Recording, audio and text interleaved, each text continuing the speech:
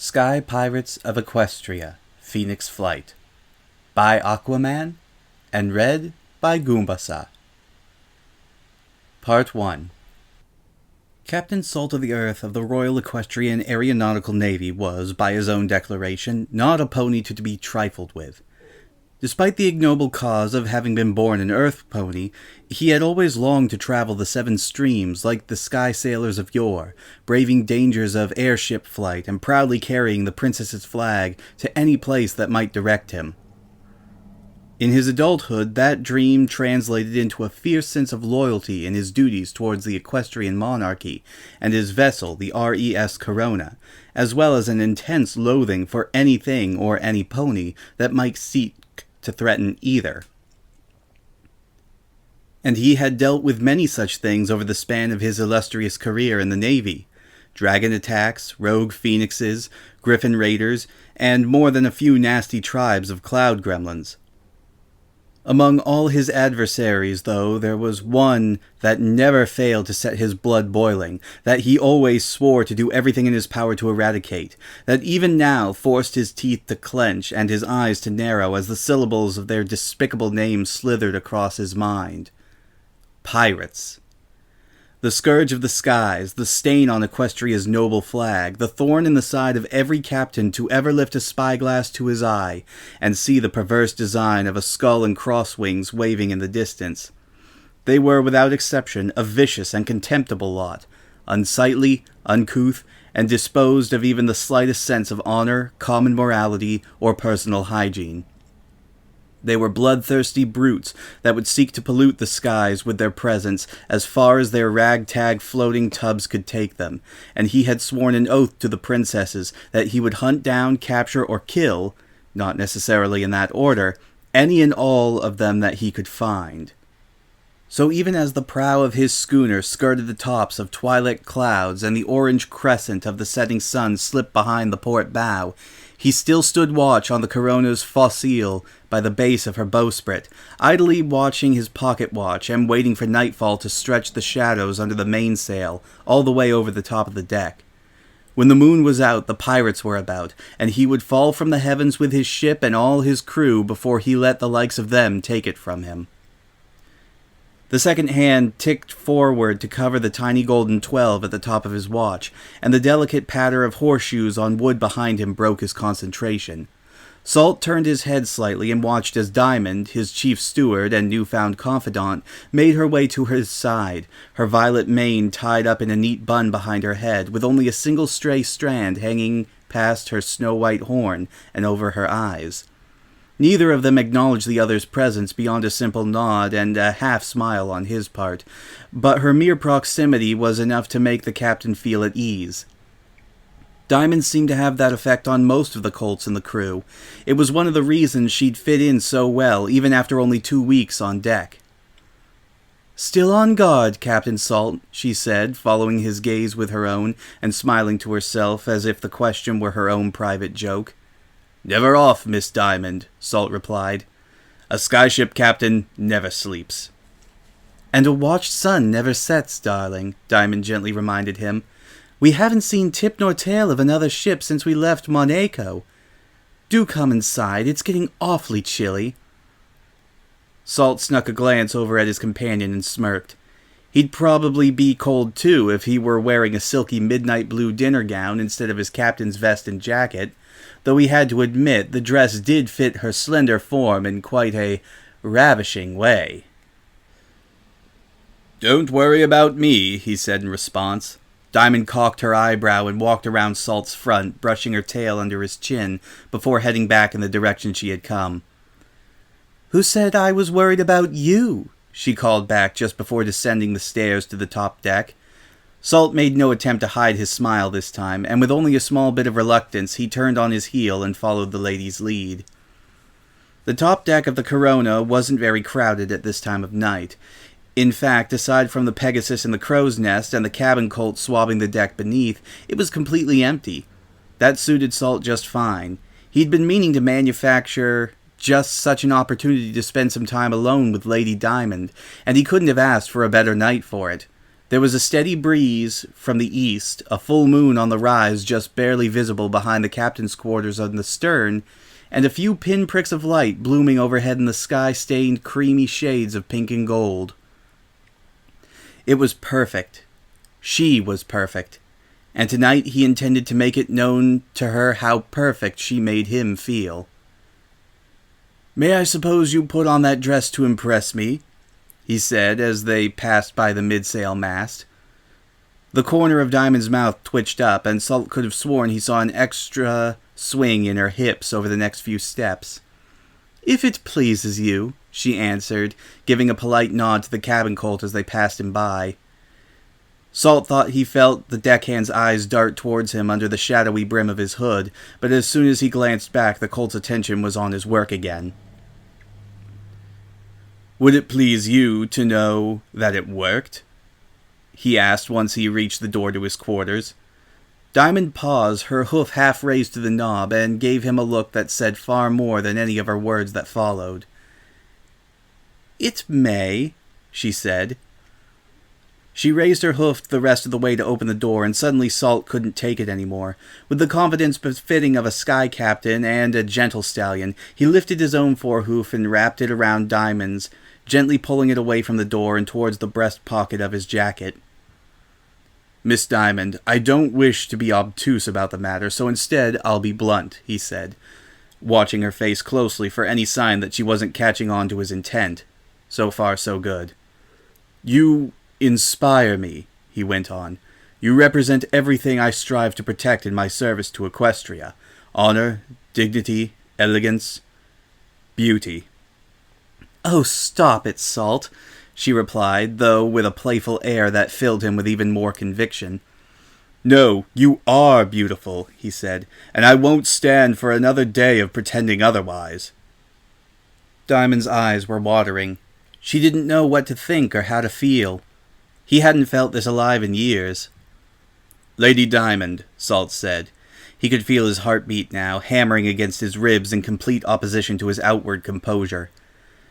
"May I ask, that is, would you do me the honor of... Vessel ahoy! Incoming schooner off the starboard bow!" The echoing call from above the deck settled heavy in the pit of Salt's stomach, in precisely the way that happy little bubbles of affection and good cheer don't. With his mood soured and the moment already swept away, all he could hope was that Diamond wouldn't think less of him for the rude interruption from the Pegasus in the crow's nest, who he was sure would be extremely good at peeling potatoes before they sailed back into the port of Canterlot. Thankfully, she seemed to be more amused than put out. "To be continued?" she asked as the various other members of Salt's crew began to poke their heads out from below deck. "To be continued," he grumbled, motioning for his confused soldiers to hurry up and get on deck already before he strangled the lot of them. "I don't suppose you've seen my—" Before he could finish it, his question was answered. Seemingly from nowhere, Diamond produced his captain's tricorn and placed it atop his head, the aura of her magic tickling against his scalp for a moment before she released her hold on it.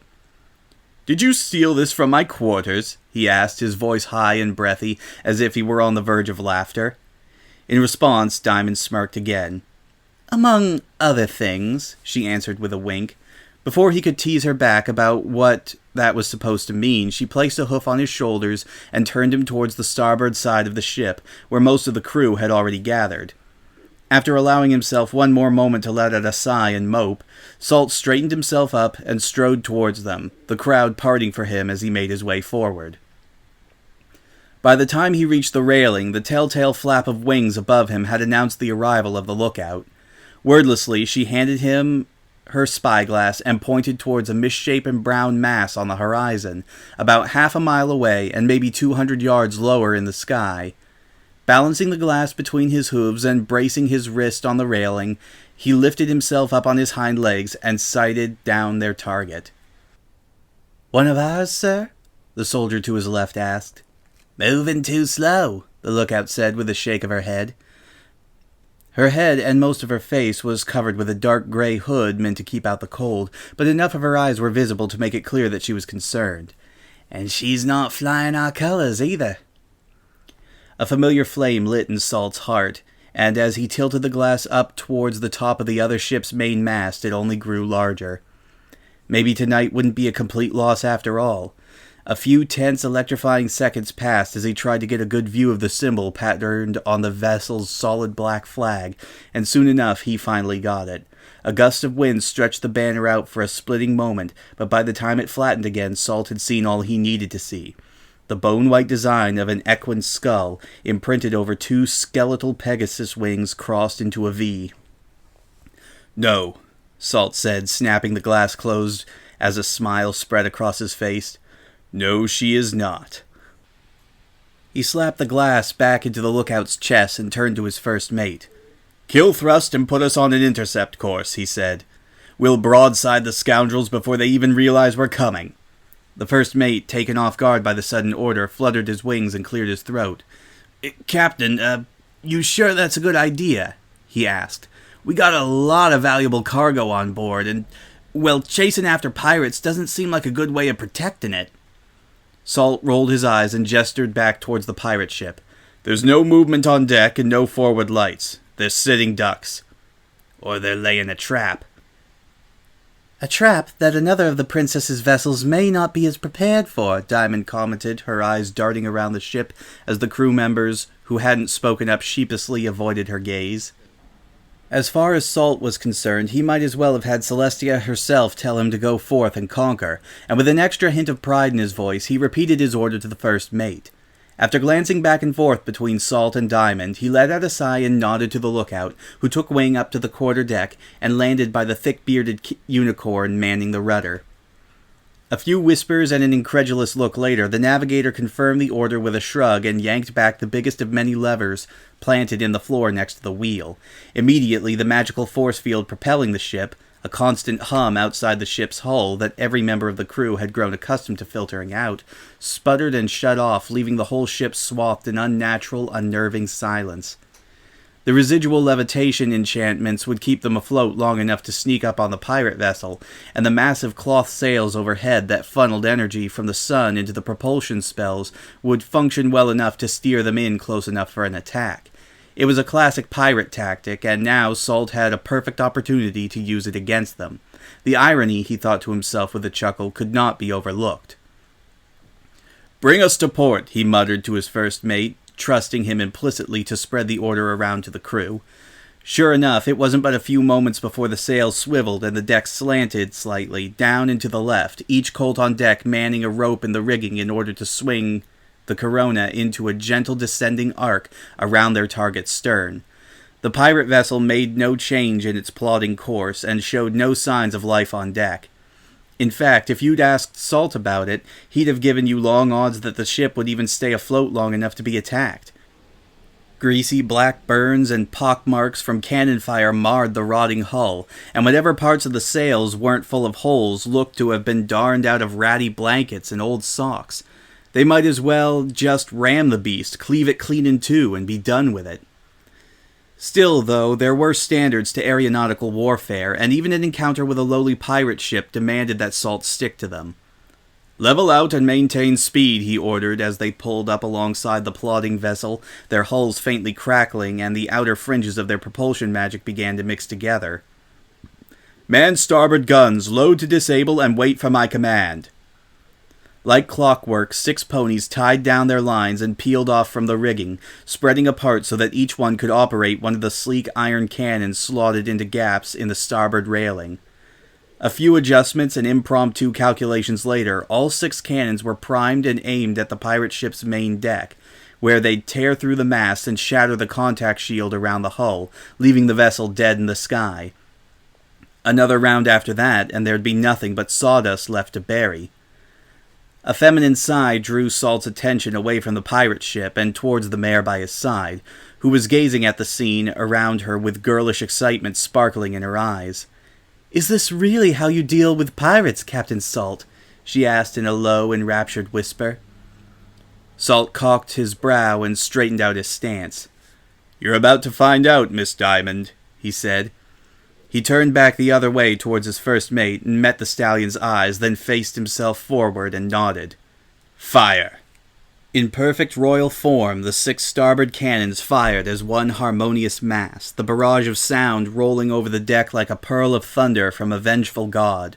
The pirate ship's mast splintered like matchsticks and tumbled towards the sea 3,000 feet below, and the deck keeled hard over to starboard from the force of the buckshot peppering the vessel's hull. To its credit, though, the miserable craft never quite gave up the ghost altogether. By the time the echo of cannon fire had faded away and the metallic scent of gunpowder hung heavy in the air, the pirate ship was still afloat, though not by much more than a few dregs of magic and pure dumb luck. "Reload, heavy ordnance," Salt ordered. "Finish them off." As the crew did as he commanded, Salt felt Diamond brushing her hoof against his sleeve again, though this time her eyes had a bit less of a gleam in them. "Now, darling," she said, "there's really no need for that, is there? I mean, they're completely helpless in this state, and what's more, I'm sure the princesses would pay quite handsomely for a captured pirate crew." Salt laughed, and brought Diamond in closer with a comforting hoof around her shoulder. As dauntless as she was in port and at sail, he was hardly surprised to find a mare of her disposition shaking over a matter such as this. "They would, milady," he said, "and they'd pay just as well for a dead one." His hoof dropped back to the deck, and his eyes narrowed. "And I don't intend to give these rats a single hole they can slip away to safety through. Fire when ready, gentle colts. Strike hard and true, and let the skies be rid of this menace once and for—" "Movement on deck, Captain!" came a shout from the quarter-deck. "They're coming out!" "Blast that lookout to Hades!" Salt growled inside his head, though mercifully he was able to hold his tongue long enough to see what the mare was yelling about. Sure enough, the rickety door to the pirate ship's cabin had popped open while the cannons were being reloaded, and soon enough a single unicorn in a sea-blue waistcoat and tricorn came trotting out onto the deck waving a filthy white kerchief wrapped in a violet magical haze. For a moment confusion overtook him. Even after several seconds, no other crew members came up onto the other vessel's deck, and the one who had come up wasn't even a stallion, but a somewhat skinny mare with a lavender coat and navy blue mane. The whispers among his crew further convinced him that something else was amiss, and it only took one closer look at the mare on deck for him to realize what it was. Perhaps it wasn't in his nature to grant mercy to any crook or criminal that prowled the open sky, but as the hairs on the back of his neck stood up and his lips split into a mad grin, he reasoned he could make an exception just this once.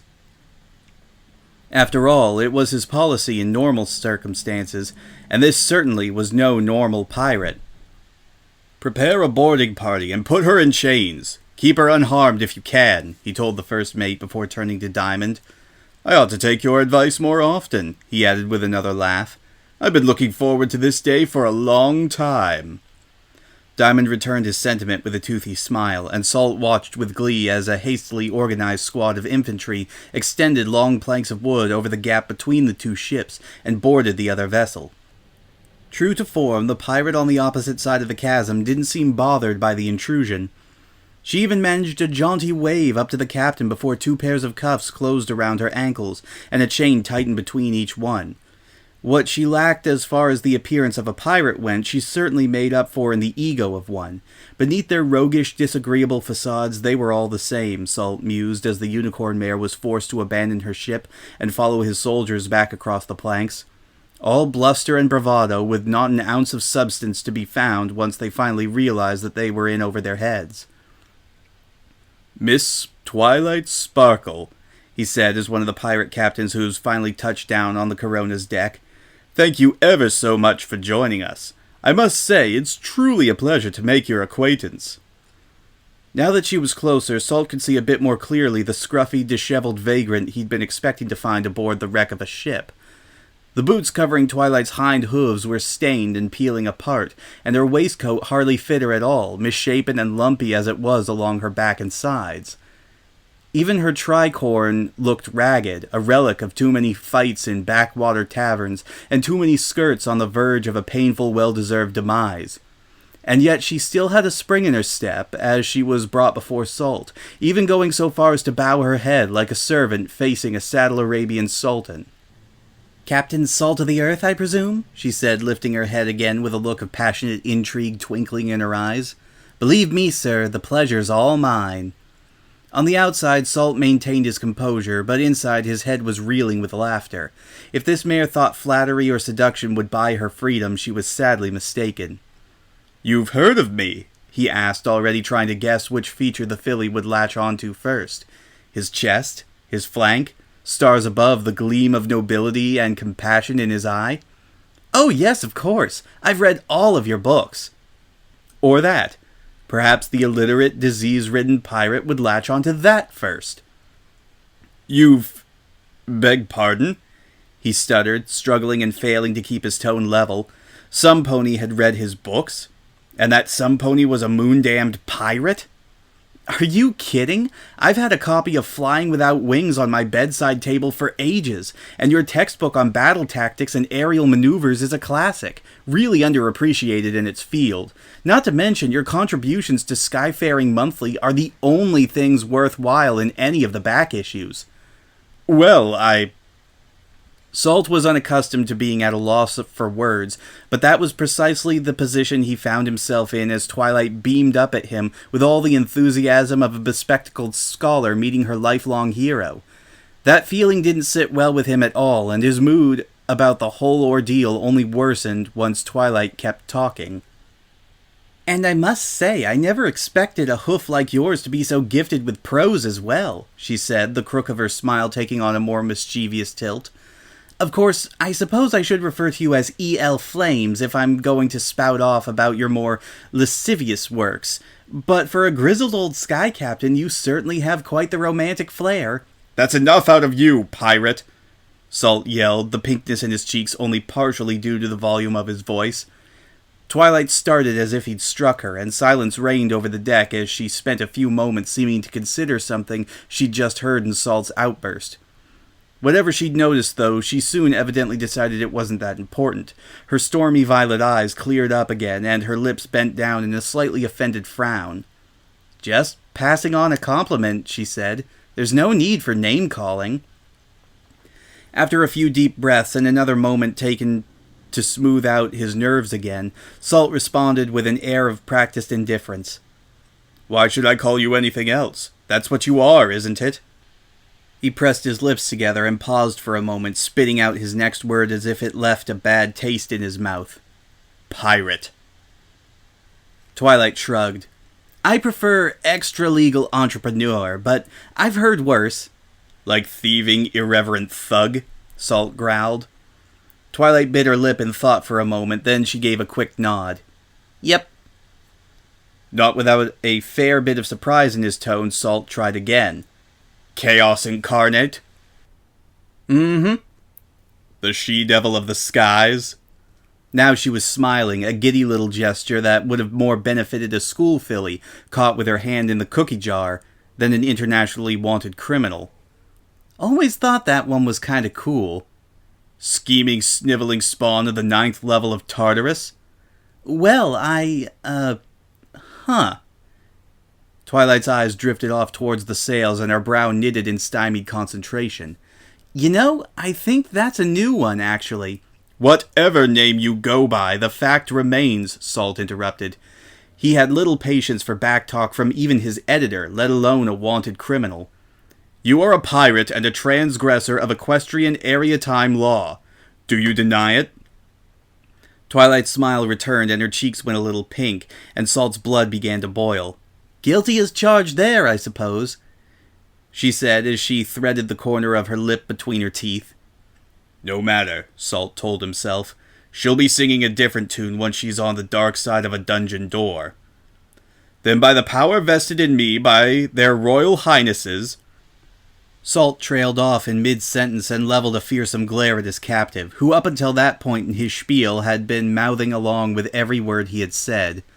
No, keep going," she said, waving him along with her hoof and giggling. "I love this part."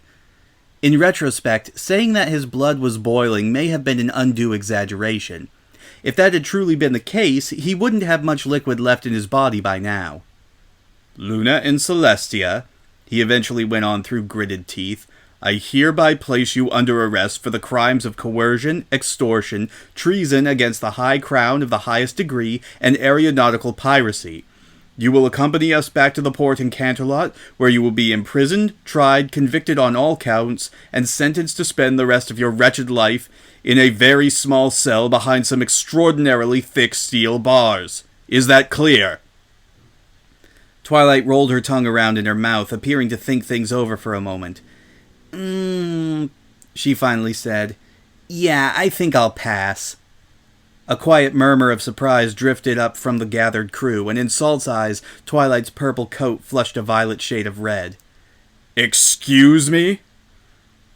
"It's a colloquial metaphor. It means I'd rather not do that right now." "I know that." Salt ground his teeth together again and trapped his words in his throat before the rest of them could escape. This was just a low-down, disrespectful pirate trying to get on his nerves. The last thing he should do in response was indulge her. "What I mean is, I'm not sure what gave you the impression that you had any say in this," he said, his tone now level and back under his control.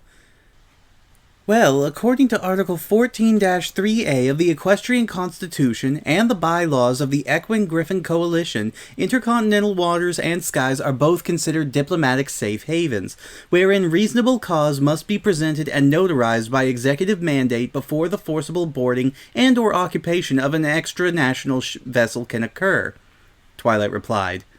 And I don't remember ever seeing a warrant for search and seizure of my ship, which the rental agreement says I have to return by midnight actually, so if there's any way we could clear this up real quick so I don't have to pay the surcharge, that'd be super.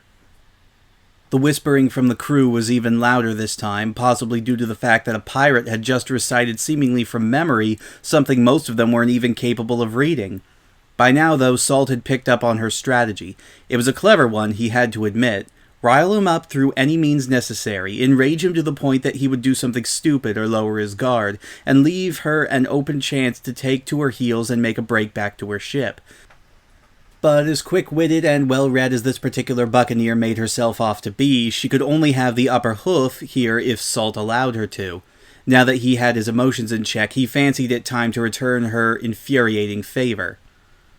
"Ah yes, your ship," he said.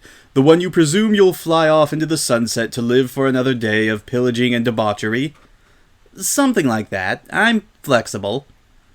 He shifted his gaze back behind Twilight and towards her ship, a split second before the figurehead lost its titanic struggle with gravity and snapped off. My, she is a beauty, isn't she?" He went on with a roll of his eyes. "It would be an awful shame if something were to happen to her." If Twilight had any inkling about what he was getting at, she didn't show it. That just made what he said next all the better. "Fire!" When he had recognized Twilight's sparkle standing on the deck opposite his own, Salt had called off the second artillery barrage that would have sent her spiraling down into the deep. Despite that, the starboard cannons were still primed to fire, and had been so ever since Twilight had been taken aboard the Corona, and Salt took advantage of that now. Before Twilight could even so much as widen her eyes, the thunder of the guns had already blasted into her port-side hull, and straight through out the other side. The junkyard tug's propulsion spells sputtered and died in staccato bursts of blue and purple fire, and Twilight shuffled around in place just in time to see the decimated remains of her ship drop out of the sky like a rock, multicolored flames licking at its skeleton until it fell with a colossal splash into the ocean below and broke apart into scrap. "Well, shoot," Twilight said after surveying the damage. "There goes my damage deposit." "Does that clear things up, Miss Sparkle?" Salt couldn't resist asking. "No kidding," she replied, shooting him an indignant look that really looked more like a pout. "You owe me 85 bits and 30 cents, plus tax." "I'll put it on my tab," Salt said, his concentration never lapsing, even as Twilight did her best to stare him down and intimidate him. She could preen and pose for him all she wanted now, but if she was half as smart as she liked to believe, she had to know that her little game with him was through. And just on the off chance she was too stubborn to admit that, Salt had no qualms about rubbing his victory in. In fact, now seemed as good a time as ever to do just that. "Oh, how the mighty have fallen," he said leisurely, stepping closer to Twilight and straightening himself up so his head towered over hers. Time was you were a bona fide role model, Miss Sparkle, the personal student of Princess Celestia, a world-renowned scholar of magic and science, a prodigy behind the prow of any ship still strong enough to sail. You and your crew were heroes, known all over Equestria as the ones who vanquished Nightmare Moon and her eternally cursed crew, who locked away the spirit of chaos, who saved the Crystal Empire from complete annihilation, with nothing but 2 retired galleons and 3 working cannons between them. As a matter of fact, rumor has it you were even meant to follow in Celestia's hooves, to be coronated as her equal, and as the unquestioned ruler of every ship and schooner that passed through Equestria's domain. You had everything a pony could ever want, and Princess Celestia loved you like she would her own flesh and blood, and you squandered her affection. You betrayed her. He gestured at her raggedy outfit and sneered. For this. For what it's worth, I thought she took it pretty well, Twilight said. You bit the hoof that feeds, Miss Sparkle, Salt continued, too invested in the lesson he intended to impart upon every pony in attendance to be distracted by any vapid comments out of a traitor to the crown's mouth. You inspired anarchy, insurrection, dishonor, and disharmony, and now what have you to show for it? Salt stopped in front of Twilight and nodded to one of the unicorns guarding her, whose horn lit up as he forcibly emptied her pockets and presented her meager belongings to the captain. 6 bits and change, a spyglass with no lens, a hunk of quartz worth less than the filth you surely found it in, the captain said, each new piece of junk inspiring a louder snicker from the gathered crew. After tossing the other items onto the deck behind him, he lifted up the 4th, a black-banded hilt stuck inside a lengthy brown scabbard, and yanked it apart to reveal a dull, rust-spotted dagger no more than 3 inches long. I might keep this one, actually. I've got some letters in my office I've just been dying to open, he announced to the crew, who responded with uproarious laughter and even a few catcalls and jeers.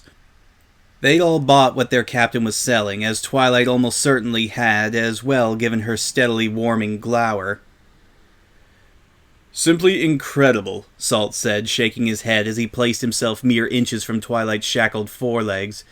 After all of your daring escapades and vicious contempt for law and order, this is how you fall. Like a common thief, a vagabond. The spitting image of the fate that awaits all those who spill blood for bounty and pride. Twilight cocked her brow. Geez, and I thought you just talked like that in your books, she muttered. Arrogance will get you nowhere, Salt said with an irreverent wave of his hoof. You're out of moves, Sparkle. Time to join the rest of your pawns back in the box. With that, he finally turned away and strode back to where Miss Diamond awaited him. After spending far too much time humoring the Pirate Queen, his eyes were sore for a more pleasing sight. But even after he rejoined his companion, he still couldn't find peace. Inexplicably, the doomed Pirate Queen still wasn't ready to see reason.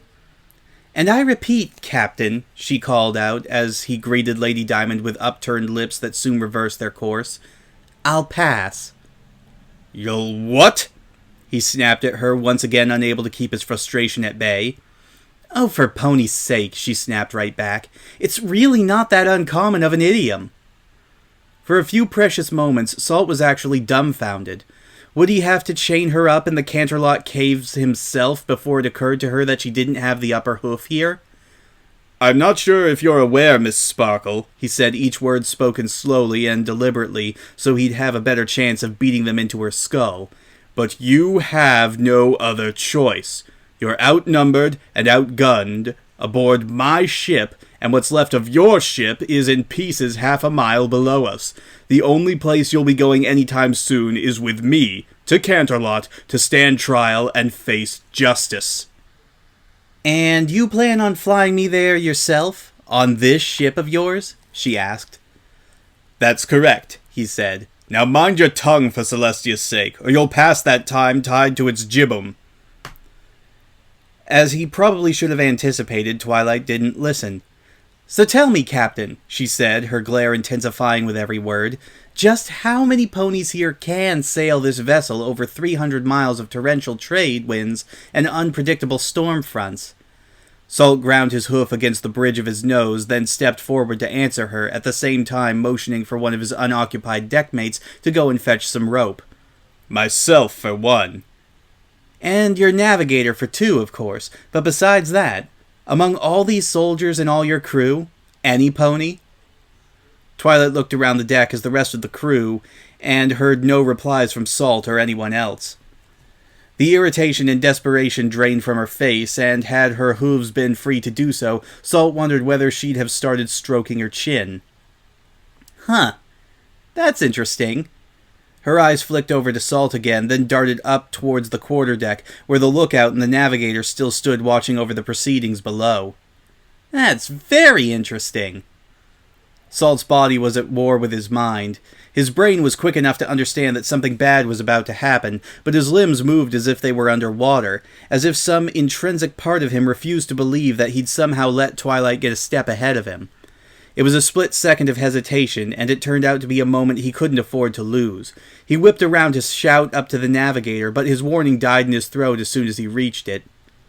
The lookout already had the blade of a gleaming steel cutlass pressed up against the navigator's chin, the hilt clipped to her forehoof, and her hood thrown back to reveal bright cyan fur and a messy, Tom Coltish mane striped with every color of the rainbow. "All right, eggheads, nobody move," she shouted. "Show me your weapons and put your hooves where I can see 'em."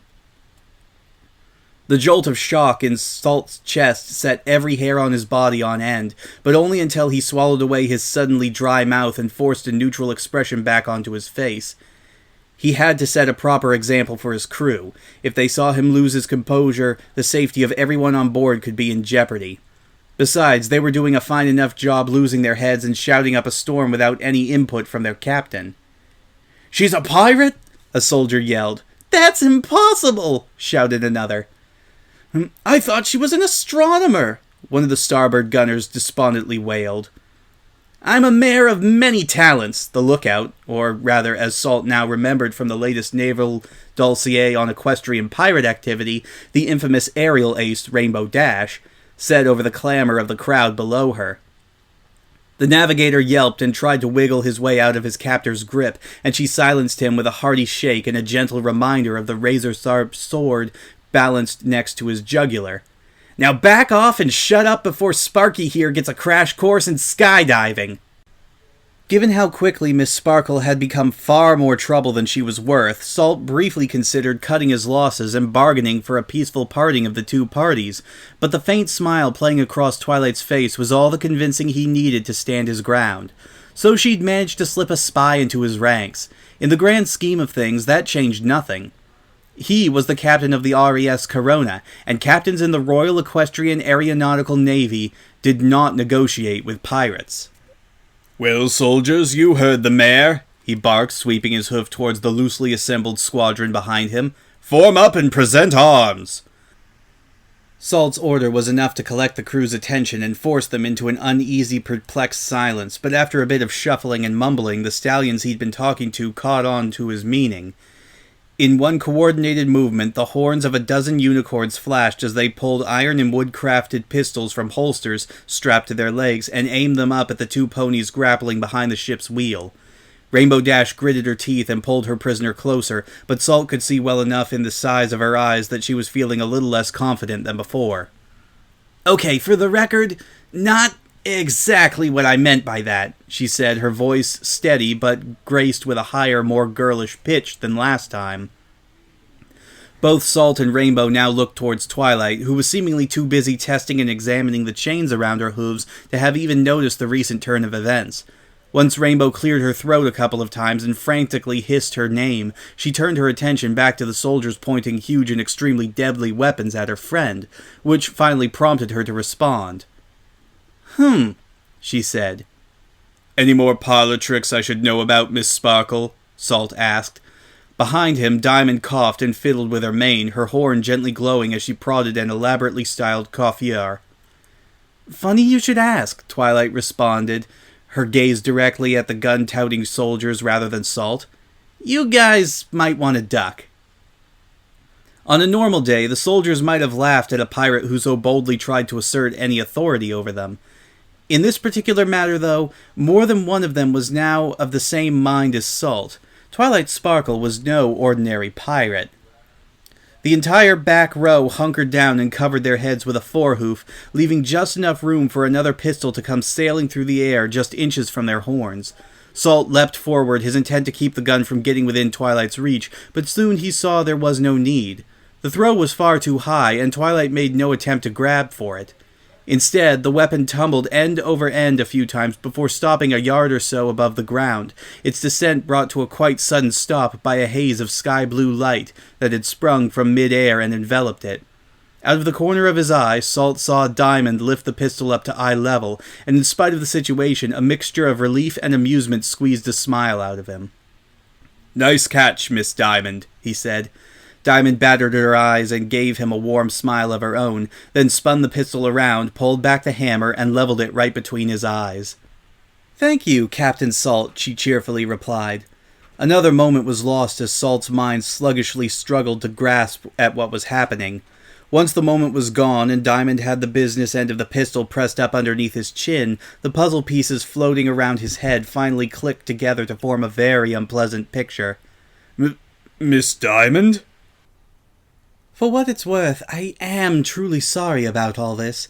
It was quite improper of me to be such a tease," Diamond said, tugging at her mane again with her hoof, while her horn held the gun's barrel steady against his throat. Soon enough, the knot she'd tied into it gave way, and her luxurious mane unraveled out to its full length, forming a disheveled halo around her half-moon smile. "And please, call me Rarity." "Rare..." he tried to say, but words, like most of his body right now, failed him. Now it was the dumbstruck soldiers with their pistols slack in their magical grips he could see only in the corner of his eye, and behind him the shadowy form of a cabin colt he'd passed by just a few minutes ago, his hind hooves just now meeting the deck after the precisely measured kick that had sent the pistol flying across deck. Before Salt could even so much as point in his direction, the cabin colt shrugged a coil of rope off his shoulder and slipped the loose ends in between his teeth, the other end tied into a rough approximation of a lasso. A few twirls of his neck later, the rope had found its target, the legs of an unsuspecting soldier directly in front of him, who yelped in surprise as he was yanked back out of line, his gun clattering to the deck. In the same motion, the cabin colt reached down into his empty sud bucket with his free hooves and pulled out 2 more pistols, these ones built to be strapped to the hooves of some pony who'd otherwise be incapable of holding them. By the time the rest of the soldiers finally figured out what was going on, the cabin colt had their companion roped like a runaway steer and trapped in his embrace, one gun pointed at the group in front of them and the other at his captive's head. His hood was jostled out of place as he pulled the rope tighter and finally fell off entirely to reveal the green eyes, braided blonde mane, and petite rounded muzzle of... another mare? "Okay, boys, drop 'em and raise 'em," she said. Definitely a she, judging by the Dream Valley Peach twang in her voice. "And let's not have any confusion about our meaning this time, you hear?" Between the sights of their crewmate at the mercy of a rough-and-tumble pirate, and their captain at the mercy of a mare in a cocktail dress, the other soldiers on deck were all too happy to throw in the towel. As Salt watched in mute fury, the other members of his firing squad let go of their guns and meekly put their hooves in the air, balancing unsteadily on their haunches as sounds of disbelief buzzed around the deck. "They're pirates too?" the first mate said. "That's impossible!" shouted a mare next to them. "I thought you were a stallion," said the trussed-up soldier, his confusion met with a glare from the mare behind him and a snort from the quarter-deck. "Oh, for crying out loud," she muttered as Rainbow Dash snickered into the navigator's shoulder. "It ain't that hard to tell a cannon from a gun port." "And yet you continue to refuse to trim your fetlocks to a respectable length," Rarity said with a polite little sigh. "Honestly, Applejack, just because we masquerade as criminals doesn't mean you always have to look the part." "Well, maybe it just keeps slipping my mind while I'm scrubbing the decks with a toothbrush and you're sleeping on imported silk and goose feathers," Applejack shouted back. "Maybe some mares ain't so concerned about every stallion that passes 'em by." "I don't even like stallions that way, dude," Rainbow grunted, her voice a gravelly imitation of Applejack's accent that cracked apart when she couldn't hold back another snigger. Even Rarity bit her lip and let the dismissive expression fall away, and Applejack fumed as her cheeks flushed a brilliant shade of scarlet. Before she could tell either of them to hush up and leave her be, though, Twilight took the initiative herself. "We can argue gender politics later, girls," Twilight said. "I think Captain Salt's about to make an ultimatum." And sure enough, that was precisely what Salt proceeded to do. "Well done," he said, his voice dripping with the kind of malice that could make even cutthroats and pickpockets sit down and rethink their choices in life. "Oh, bravo, Miss Sparkle. You've truly outdone yourself this time. I've seen all manner of deception and lies among your kind, but planting spies among my crew takes some impressive nerve." "Actually, it took 5 minutes with the manifest and a few drinks at the right Monaco bar, but I digress," Twilight interrupted. "And now..." "Well, what now, Miss Sparkle? You'll kill us all and take the corona by force? I assure you we'll be far more trouble than we're worth. You may be quick and you may be clever, but you are 4 mares standing against 50 of the finest soldiers and sky sailors Equestria has ever known. Those, Miss Sparkle, are some tall odds." He paused, then shifted his gaze down and arched his brow. "Especially, as I believe you've noticed, given those hoof cuffs around your ankles." Twilight had been fiddling with the cuffs the whole time Salt was talking, and gave in again with a sigh once he drew the deck's attention back towards them. "Magic dampening enchantments?" she asked. "Only unlockable by another unicorn," Salt said. "A willing supply of whom I expect you'll find in short supply." "And as talented as she is with subterfuge, Rarity's magic isn't strong enough to handle these cuffs and keep holding that pistol at the same time."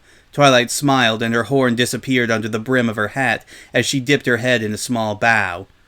"Excellent move, Captain Salt. I'd expect nothing less from you." Salt chuckled and returned her smile. Finally, a bit of fire crackling in his stomach was beginning to creep back up into his heart again.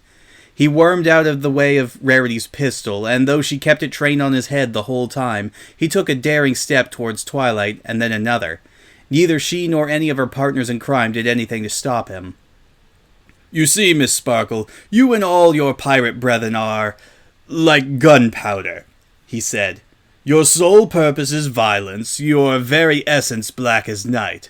Your stench clings to everything you pass over, and when a lot of you gather in one place, you can make an awfully big mess of things. But once the fuse has gone off and the powder's burned away, there's nothing left of you worth saving. You seek out chaos and relish destruction, but once the fireworks go off, all that remains is smoke and ashes." Salt took another step, this one bringing him close enough to Twilight to force a warning cough out of Rarity. Twilight waved her off with a shake of her head, and her eyes never quite made it all the way back over to Salt. "You ever seen the death of a phoenix, Captain?" she asked, her voice distant as if she were focused on something above and beyond him. "I saw it once. The bird molts for days, dragging out its demise until there's hardly much of it left but skin and bones. Then, when she decides it's finally her time to go, she releases all her energy at once and consumes herself in fire. She makes a spectacle of it, burns hot and bright and as quick as she can until she's just a little pile of ash on the ground. But inside that little pile of ash, something magical happens, and she's reborn. And once she's alive again, she's the most beautiful thing in the world." "A charming tale," Salt said, once Twilight's silence marked the end of her soliloquy. "Meant to teach me a lesson, I presume?" Twilight blinked twice in rapid succession, then snapped out of her reverie with a baffled expression. "No, I just thought it was neat," she said. "You really should read up on phoenixes sometime. They're fascinating creatures." "And why, of all times, would I give your opinion any credence now?" Twilight shrugged and looked off towards the sunset again. Only a tiny sliver remained on the horizon. "Just saying. Might be a mistake not to." "My only mistake was letting you aboard this ship," Salt said. He had reached the spot on the deck now where he had left the trinkets from Twilight's pockets, and without warning he wound up and kicked one of the stray bits hard enough to send it skittering across the deck. Rarity's eyes tracked its motion for only a breath of a second, but it was long enough for Salt to reach for the scabbard strapped to his waist, clip the sword inside the bracer on his forehoof, and pull it out to point it at Twilight, its tip separated from her nose by only a few 16ths of an inch. and I intend to make up for it right now." Even as her friends gasped and Salt's sword quivered between her eyes, Twilight didn't look fazed. In fact, the race between her various emotions to see which would take precedent ended in a dead heat between amusement and disbelief. "Your only mistake?" she asked. When Salt didn't elaborate, she did. "I mean, it was your first mistake, but not your only one." "I'm sure I don't care to hear about the second," Salt growled. Twilight glanced over his shoulder at the sun again, then back at him. "Your second mistake? That would be destroying the ship I came in on." Captain Salt stared Twilight down until he was sure her gaze wouldn't waver again. "And why, pray tell, was it a mistake to shoot down your ship?" he hissed. "Because, Captain Salt of the Earth," Twilight answered without batting an eye, "that wasn't my ship." One more time, Twilight turned towards the horizon. The last dregs of the day's dying light fell into the sea, sputtered, and faded away. "That is." Salt heard it before he even thought to look for it. The low, rumbling hum of an active propulsion spell, vibrating in the deck's floorboards as if the ship passing was squeezing it out of the dusky clouds around them. The noise built constantly until it was almost deafening, until it seemed the clouds would crack apart and dissolve under the strain of the amplified sound. In the end, it was fortunate that he thought so, because it meant he was already looking right at them at the exact moment they did. The sky split open beneath the Corona's port side, and the blanket of clouds they'd been sailing through spit out a vessel that defied belief. The ship's main mast appeared first, its tip dominated by a spotless black flag with a unicorn skull and twin Pegasus wings patterned in white over it, and from there Salt's eyes traveled down, over the spotless sails stretched taut by the wind, and down past the main deck, railings studded with countless precious gems, and down, all the way to a cedarwood hull that had been bronzed and polished to a gleaming shine, where the word Harmony had been emblazoned in a gold leaf just above the keel. In the time it took Salt to rub his eyes and suck in his first breath in half a minute, the other ship had already leveled out alongside the Corona, its immense magical power allowing it to match their pace with almost impudent ease. Twilight Sparkle's ship wasn't just impressive, it was unbelievable. It was staggering. It was massive. "It's bigger than mine," said a voice in Salt's head. Struck dumb as he was by the impossible sight, it took several seconds for Salt to notice that there was movement on the other ship. A lumpy pink blur was racing around the deck, only slowing once it appeared to notice the captain staring over at it with his jaw agape. It stopped completely for a moment, long enough for Salt to identify it as a frizzy-maned earth pony swaddled in enough bangles and mismatched clothes to sink a sea pony, and then hopped over a gap in the railing and on top of a cannon rolled up inside it. One of several, Salt noted with a sinking feeling in his chest, pointed right at the Corona. "There's a cannonball here with your name on it, Salt!" she yelled over at him, her hoof raised and shaking with unrestrained fury. "And I'm gonna keep firing until I find out which one it is!" While her threat still reverberated in Salt's ears, the mare let out a loud and lengthy cackle worthy of Nightmare Moon herself, and struck a match she was holding in her teeth against the railing. Faster than Salt would have thought equinly possible, she flipped backwards onto the deck and flashed from stern to bow in an instant, leaving 8 lit cannon fuses in her wake. Back on the Corona, Twilight rolled her eyes, then shot a sympathetic look towards Salt. "You guys might want to duck again," she said, and even though Salt still couldn't bring himself to take her words to heart, the rest of the crew harbored no such prejudices. "Hit the deck!" the first mate screamed, himself the first one to dive for cover before the rest of the deck followed suit. For a moment, Captain Salt and Twilight were the only two left standing. "And, for the record, that was your third," Twilight said quietly. "Avast ye, scurvy dogs!" the crazy pink mare shouted over Salt's thoughts of a retort. "Fire!" The report of the Harmony's guns ripped through the air, and the Corona reeled as the deck buckled upwards and tossed Salt into the air like a rag doll. Splinters pelted his coat as he landed hard by the starboard railing, an instinct forcing him to clamp his hooves around it as the bombardment continued, the other ship seeming to reload its cannons as quickly as they fired. He tucked his head into his chest and waited for the shuddering, plunging sensation of his ship losing power and falling into the earth he'd spent so much of his life above. But when the whistling keen in his ears died down, and the deck laid still beneath him, his eyes opened to a sky dotted with puffs of cumulus clouds and streaks of cirrus, with not a spot of land or sea in sight. The Corona was still afloat. He was still alive. And Twilight Sparkle was starting to talk again. "Alrighty then," she said breezily, stepping daintily out of the hoof cuffs, which now lay unlocked and abandoned on the deck below her. Salt caught a glimpse of Rarity just in time to see her grab her gun off the deck and point it at him again before Twilight stepped in and blocked his view. "Now that things are a little less hectic around here, I'd like to go ahead and clarify a few things." Twilight paused for a moment as she scanned over the deck, her eyes lighting up once she found her spyglass stuck in a coil of rope near the mizzenmast.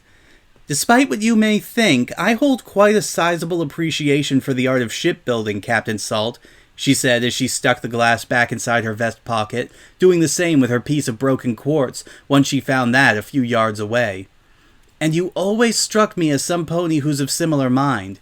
So when I found out you'd be captaining the Corona while we committed a horrible sacrilege against the royal crown and goodly society in general in robbing it, it seemed an awful shame that two discerning ponies like you and I would spend all day destroying each other's pride and joy over a bunch of gemstones and a few gold bars."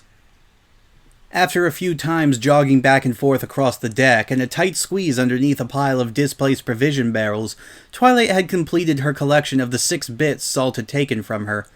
With all her possessions recovered again, she let out a satisfied sigh and turned her heel to face the Salt with a smile. "Thankfully, I managed to think of an alternative," she said, "and judging by the state of things now, it seems to have worked." Her grin widened and she wiggled her rump in giddy triumph. "I love it when a plan comes together." Like all the colors of the rainbow mixing into a muddy shade of brown in a painted tray, the blend of anger, shame, shock, and motion sickness inside Salt's head resulted in only a weighty and unwieldy feeling of confusion. Once again, though, Twilight was prepared for the latest peculiar turn the events of the evening had took. "If you would, fillies and gentle colts," she said, addressing the entire deck now, "please direct your attention to the Corona's port side cannons. If you'll look closely, you may notice that she no longer has any." Salt's head swiveled in time with the heads of his crewmates. Sure enough, the cannons that should have been lining the deck across from him were gone, along with most of the railing and a sizable chunk of the deck itself. "With this being the case, the Harmony now has a significant tactical advantage over the Corona," Twilight continued. "Namely, the ability to turn her into kindling wood without any worry of retaliation. Now, obviously, I'd much prefer it if we didn't have to resort to that, but should any pony here attempt to attack us, or steer the ship away before we finished our business on it, I can't exactly promise our demolitions expert and world-renowned pastry chef Pinkie Pie will feel the same way." "There's a party in hell tonight!" Pinkie shouted as if on cue from a precarious position atop the rigging. "And you're all invited!" "Pretty sure they get it, Pinkie," Rainbow Dash shouted during the gap in Twilight's speech where she stopped to roll her eyes again. Instead of yelling back, Pinkie just blew out a frustrated sigh and crossed her forehooves, her hind hooves the only things keeping her hooked into the rigging as she fell back to hang in an upside-down pout. "Aw, come on!" she said. "I've been waiting weeks to say that one." "The point being, Captain," Twilight cut in before Rainbow or any pony else could go on with skirting away from said point, "we don't have any intention of starting a big fight or getting any pony hurt here. You just happen to have a whole lot of the princess's valuables on you, and we'd very much like to take them off your hooves. Simple as that. So..." Twilight stopped again, her forehoof outstretched as if expecting something to appear in it. After a few seconds of silence, she lowered her hoof back down to the deck, cleared her throat, and jerked her head a couple of times in the general direction of Rarity. "So..." Another second or two passed, and then a spark of recognition flared up in Rarity's eyes. "Oh, now?" Yes, now would be a good time. Right, Rarity said, slipping her pistol under the crook of her foreleg as her cheeks began to go pink. My apologies. Without any thought given to the wide-eyed stallion surrounding her, Rarity shifted her magic away from the weapon and towards the hem of her dress, which she hiked up over her flank to an audible disbelief of most every pony on deck. After she'd pointed a fearsome glare at those colts closest to her, and the rest had meekly shuffled their hind legs closer together, she pulled a tightly rolled scroll of paper out from a band around her thigh and tossed it to Twilight, who caught it in midair and snapped it open once it was close enough to read. So, she finally continued, if my sources are correct, you have with you on board, let me just see here, 350 bars of purified silver, 500 more of 24-karat gold, 2,000 unrefined gemstones, give or take a few rubies, and one string of all-natural pearls worth approximately 200,000 bits procured from the high-security safe in the quarters of one S.O. the Earth. Salt stared at the necklace hanging around Rarity's neck, his jaw hanging open again and his heart seizing up with rage. You told me that was your grandmother's! He shouted. To be fair, darling, I did specifically say, among other things. She gently reminded him before Twilight interjected again. Any case, as is our creed and calling, we'll be commandeering the impressively extensive contents of your hold, along with your stores of gunpowder, ammunition, spell scrolls, and bladed weapons. My first mate Applejack and deckhand Fluttershy will be taking care of that, while Rainbow Dash, Rarity, and Pinky and I will stick around here to ensure that our acquisition goes smoothly. Once her name was spoken, Applejack spun her pistols around and clipped them into the locked position flushed against her forehooves. On her way over to the cabin door leading down into the hold, she was joined by a spindly yellow Pegasus wearing a flower-patterned bandana, who fluttered over from the Harmony and gave a timid wave to the Corona's crew before following her friend below decks. Also, I've been told to ask if we can borrow a cup of flour and a teaspoon of vanilla, Twilight added. But given our current state of affairs, I'm going to go ahead and just add that to the list. Any questions? Salt tried to speak, tried to demand that Twilight respect his authority like he well deserved, but he was beyond words now, beyond rhyme or reason or anything resembling the two. Twilight's sparkle was like a virus. Even her very presence on the Corona had made his temperature shoot up until it felt like his coat was about to burst into flame. There would be no humoring her now, no expectation that she would go quietly into her good night. This was his ship. These were his crew. And they would be infected like the rest of her over his cold, dead body. Rarity was nearing him now, ready to resume keeping him under guard so he didn't try anything stupid or rash. Well, there was nothing stupid about avenging that which was rightfully his to protect, was there? No, there sure as hayfire wasn't. And there was nothing rash about throwing a wild kick at Rarity's head and sprinting for Twilight like he intended to take her over the side with him. Especially when it actually worked, and when he found himself moments later pressed with his blade up against Twilight's throat, her back pressed into what remained of the portside railing, and her top half teetering over 2,000 feet of empty air. Fearful incomprehension washed over her face, but it was gone again as soon as it came, wiped away and replaced by a carefully controlled look of neutrality. Just raising your hoof would have worked too, but I guess beggars can't be choosers, Twilight said, already looking past him towards the spot he'd just left. You okay, Rarity? My nose! Rarity said, her nasally whine muffled by her forehooves as she clamped them over her muzzle and tried to hide her watering eyes from the rubbernecking crew. Stars above, he hit me in my nose! On the bright side, I bet your fetlocks look divine! Applejack shouted from down below. Oh, shut up! I think I'm bleeding. You'll be fine, Twilight told her just before she gave the same comforting assurance to Salt. She'll be fine, don't worry about it. In response, Salt just snorted and pressed the blade harder into Twilight's neck, the weakened rail groaning and cracking as Twilight put more weight on it. So that's it, he said. You think this is a game? You think you can just stroll onto my ship, rob me blind, and scamper off into the night without a single shot fired? Well, no, not exactly, Twilight replied. We did fire a few shots. You think I won't pursue you? Salt went on. He was raving now, completely deaf to anything but the rampaging beast egging him on inside his head. "You think I won't travel to the ends of Equestria and beyond until I find you, so I can chain you up like the lunatic you are, and drag you back to Canterlot myself? You think you will ever know peace while I'm still alive and combing every inch of these skies for your despicable hide?" Twilight's ears perked up and she gasped, her eyes brimming over with an eager anticipation. "Wait, does that mean we're mortal enemies now?" she asked. "Oh my gosh, I've never had a mortal enemy who's a sky captain before. I feel like I'm in a Daring Do novel." "I wouldn't get so excited," Salt growled. He leaned forward and one of Twilight's hooves slipped off the deck and scraped against the jagged edge as she pulled it back up. "In fact, I wouldn't waste a second thinking about it. After all, you've only got a few of them left." Twilight's brow creased as she studied Salt's face in search of his meaning, then softened again as she put on a hangdog look.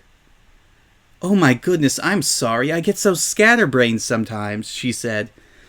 "I did go over the whole deal with the kindred spirits and the cannons and Pinky shredding the corona into firewood, right?" "Oh, I have no doubt you'll destroy my ship," Salt said. "Some of my crew might even go with it. Most of them, though, will likely make it to the lifeboats, and I'm sure your two Pegasus friends can take care of your fellow crewmates. But what about you, Miss Sparkle? Who's left to save you? What if you fall overboard before you can reach your ship? What if inertia and gravity are too much for even a pirate queen like you?" The battered wood shoring up Twilight's spine had been pushed to its breaking point and careened over the edge with a piercing snap. Despite Twilight windmilling her forelegs to keep upright, it seemed inevitable that she'd fall over the edge along with the broken pieces of the railing, but at the last second Salt grabbed her with his free hoof and pulled her back in, though only far enough that her hind legs could find purchase again. "What if I were to help them along?" he said, his voice barely more than a hiss. "You want to throw me off your ship?" Twilight asked, once again overtaken by disbelief. "Unless you'd care to save me the trouble and jump."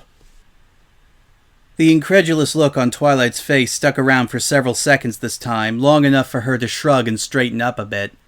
"Well, if it makes you feel better, sure, I guess," she said. "But frankly, I don't think that's gonna get you anywhere."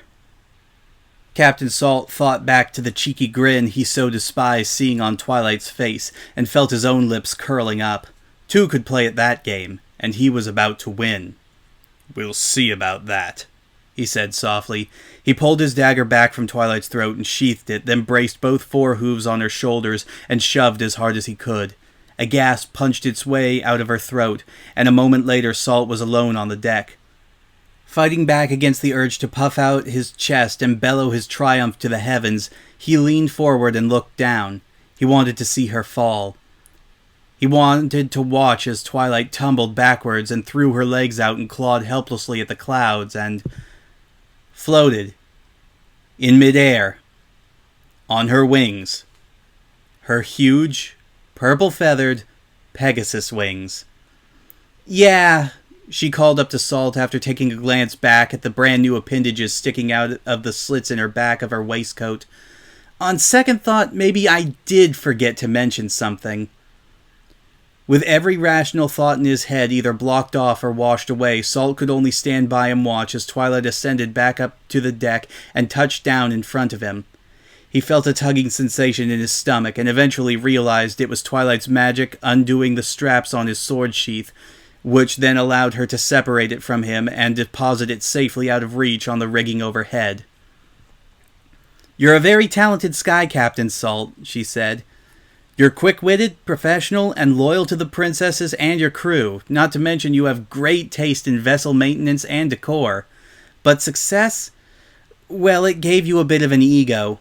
And considering how easy it was to stall you long enough for the Harmony and her crew to get into position, it's probably pretty safe by now to say that pride goeth before the fall." Twilight's tone wavered, and she bit her lip hard as another giggle caught in her throat. "Sorry," she said to Salt, who was no longer held the capacity for anger and instead fell back on being silently dazed. "Just hubris. Fatal flaws. This really is like a perfect little storybook. Anyway, when you first met me tonight, you thought you were stronger than me. And to be fair, you probably are. But naval combat is not just about firepower. It's about knowing the limits of power and recognizing when a fire left uncontrolled can come back to burn you. It's about giving yourself the tools to succeed and surrounding yourself with ponies you trust to operate them. It's about the balance between peace and war, savagery and strategy, leadership and teamwork. She stopped again for a moment, and her smirk returned. Flying Without Wings, page 238. A hatch near the captain's quarters popped open, and the Pegasus from Twilight's ship flew out on her own before reaching back down inside to help Applejack up as well. So yes, you had a whole platoon of soldiers and enough artillery to take down any ship this side of Stalliongrad, Twilight said, her horn flaring up as her magic prodded at Salt's chest again. This time it was her own paltry little knife she took back from him, overlong scabbard and all. But as you're no doubt aware, Captain Salt, it doesn't matter how big your sword is. She pulled the knife out a couple of inches and inspected the blade for a moment, then sheathed it and slipped it snugly into the loop on her belt. All that counts is how you use it. With that said, and a friendly pat on the shoulder, Twilight skirted around Salt and made her way towards her friends. Everything ready, Applejack? She asked. Good to go, Applejack replied. Ladder up. Twilight nodded and closed her eyes, and the light emanating from her horn grew brighter, so much so that Salt had to shield his eyes and squinted to see what happened next. The sheer force of the energy being channeled through her body set her mane whipping around as though the ship were sailing towards the eye of a hurricane. And tiny sparks of electricity crackled and popped as they shimmied up and down her horn. Once they reached the tip, they coalesced into a pulsating ball that sent sweeping rays of light all across the sky, but mostly towards the Corona's deck, and through it down to the ship's hold below. Twilight let her magic keep building for 5, for 10, for 15 seconds, and then, with a violent shudder and a shout, she released it. The pulsating ball sprang forward from her horn and embedded itself in the deck, and for a breath of a moment the entire ship glowed a brilliant, blinding white. A single clap of thunder split the air, and then suddenly the Corona shot straight up like it had been fired out of a slingshot, forcing Salt to his knees, and the ship's levitation spell struggled to adjust to the sudden loss of weight. After a few seconds, the Corona leveled out again, the Harmony easily keeping up despite the massive new load now occupying its hold. Salt half expected the blast to have taken Twilight and her crew with it, but when he opened his eyes, they were all still present and none the worse for wear, save for Twilight being a little out of breath. Her crew all looked like they were waiting for an order, and a nod from their captain seemed to be it. The two Pegasi grabbed hold of their wingless friends and hoisted them up off the deck, and Twilight watched to make sure they'd landed safely back on the Harmony before turning back to Salt. "Pleasure doing business with you, Captain," she said. Her waistcoat pocket shimmered with her magic's aura, and the 6 coins she collected just moments ago flew out again, bouncing and rolling across the deck until they landed right where Salt was standing. Looking at them now, he could see that they weren't just spare bits, but rather custom-stamped gold coins, the one nearest to him patterned with a 6-pointed star, exactly like the one on Twilight's flank. It only took him a moment to remember where he'd seen the other 5 symbols. "Keep the change." A few hours ago, such an affront would have cut through Salt's patience like a sharp sword through silk. The Salt from a few hours ago was not the same Salt that stood on the Corona's deck, though. The current Salt had no thoughts of honor or duty, and certainly not of pride. That Salt rather wished he hadn't bothered to get out of bed that morning, and as such was a bit too fixated on that to do anything but stare at Twilight flaring her wings and taking off from the deck, soaring in a lazy loop around both vessels before alighting at the helm of her own. With a few words to her crew and a turn of the wheel, Twilight set her ship in motion. The sails shivered and ballooned out, and a shimmering haze only noticeable to some pony accustomed to looking for it washed over the hull as the spells keeping the Harmony afloat pushed it away from the Corona and out into open air. The cumulus layer beneath them began to roll up and over their deck, and for a moment Salt could have sworn he saw a green flash of light by Twilight's side. Then the breeze picked up, the hull glowed, and the Harmony drove below the cover of the clouds. Salt blinked his eyes, and the skies were clear.